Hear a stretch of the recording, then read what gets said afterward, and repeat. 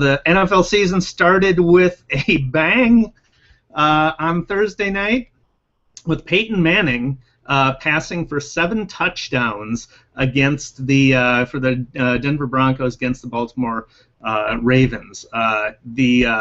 He was the 6th quarterback to do so in NFL history, to pass for 7 touchdowns in a game. It's the first time it's been done in 44 years, and the reason I'm talking about it is, in addition to it being an awesome effort, the last time it was done is 1969 by the Vikings quarterback, Joe Kapp, against the Baltimore Colts. The previous year, the Vikings faced the Colts in the NFL Western Conference Championship game, and the Colts blitzed the Vikings relentlessly. The Vikings weren't prepared for that. It stuffed their running game. It created havoc with their passing game. And the Vikings, of course, at that time, in 1969, were primarily a running team on offense. Joe Kapp wasn't known as a prolific passer. He was known as a tough guy quarterback who'd take it and run himself. And primarily as a defensive team. That was the era of the Purple People Eaters. The Vikings were a dominant defensive team, so they relied on their defense. Their defense actually scored a lot of points, and they're primarily a running team and played a field position game. And so Kapp went in that game. The following year, the Vikings faced the Colts, and they were prepared for what the Colts had to offer in the blitzes, and the Colts did blitz. They blitzed relentlessly as they did in the previous year. But Kapp had studied film. He was prepared for it. He went 28 completions for 43 attempts for 449 yards and 7 touchdowns in that game. It was a 52-14 victory at Met Stadium for the Vikings.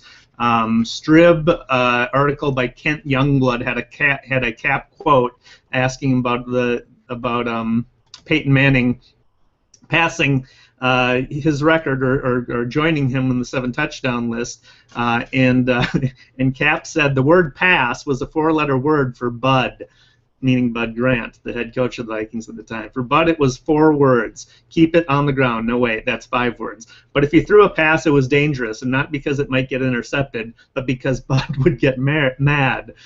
So Kapp was his coach was telling him to keep it on the ground, but they prepared for the Baltimore rush, and were obviously successful in doing it. So it's quite an accomplishment. It is even more so of an accomplishment, Kapp said in that article, that he's surprised it had taken so long for another quarterback to throw for 7 touchdowns in a game, and it is surprising when you think about it, how wide open the NFL is as a passing league compared to when he played, which, as I said, running team. The Vikings were primarily a running team, played field position, and the defense carried the day. It was an era when Kapp was playing, when Fran Tarkington was playing. Both those guys' records in passing are accomplishments because it was an era dominated by defense. There was no 5-yard chuck rule. There is now, that you can't hit a receiver 5 yards beyond the line of scrimmage. You could harass defensive players, could harass receivers all the way down the field. There was no rule against spearing. So there was no such thing as a defenseless receiver. If you got caught over the middle, you were likely to get blown up by these players in the 70s era. I've got a video on the site of Joe Kapp, video profile of Joe Kapp in the 1969 season at MinnesotaVikingsChat.com. So definitely check that out. It's worth watching, if for no other reason to see what the game was like back then and how vastly different it is now. It's definitely. So that's it. This is the first formal live broadcast of Minnesota Vikings Chat podcast at MinnesotaVikingsChat.com. Thanks for joining. Thanks for everybody who joined and chatted on the events page. I'm sorry I didn't follow it very well, but it's tough doing. I can't multitask very well. I'll keep an eye on the chat. I'll see if I can get some help with that for future broadcasts. But so far so good. We'll continue this. I am David Erickson, the host of this podcast and publisher of MinnesotaVikingsChat.com. You can find us at MinnesotaVikingsChat.com, of course, on Google Plus. They have a funky URL, so I'm not going to tell you what it is because I can't remember that many random digits and letters.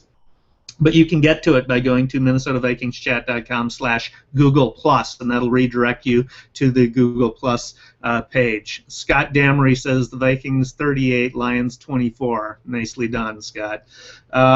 You can find us on Facebook at facebook.com/MinnesotaVikingsChat. You can find us on Twitter at twitter.com/MNVikingsChat. And remember, every game day during the Vikings game, we have a conversation. We host a conversation on Twitter, on Facebook. Use the hashtag VikingsChat to join that conversation. And follow that hashtag. You'll see what everybody's talking about. You can join the conversation and be heard as well. Finally, you can find us on YouTube at youtube.com/MinnesotaVikingsChat. Be sure to subscribe to the YouTube channel. And I'll add a button here. I'm pointing at nothing right now, but I'm going to add a button later on. So when people see this later, they can click and subscribe. But you can subscribe below to the subscribe button below. So subscribe to the YouTube channel so you don't miss any of these podcasts that are weekly. You'll want to subscribe. Make sure you don't use them. Then, what do you guys think? Leave your comments. Love to hear what you think of how the Vikings are going to fare against the Lions, and that's it. So tomorrow, go Vikings! Victory for the Vikings over the Lions, I predict, and we're well on our way to a successful 2013 NFL season for the Vikes. Until next week, go Vikings!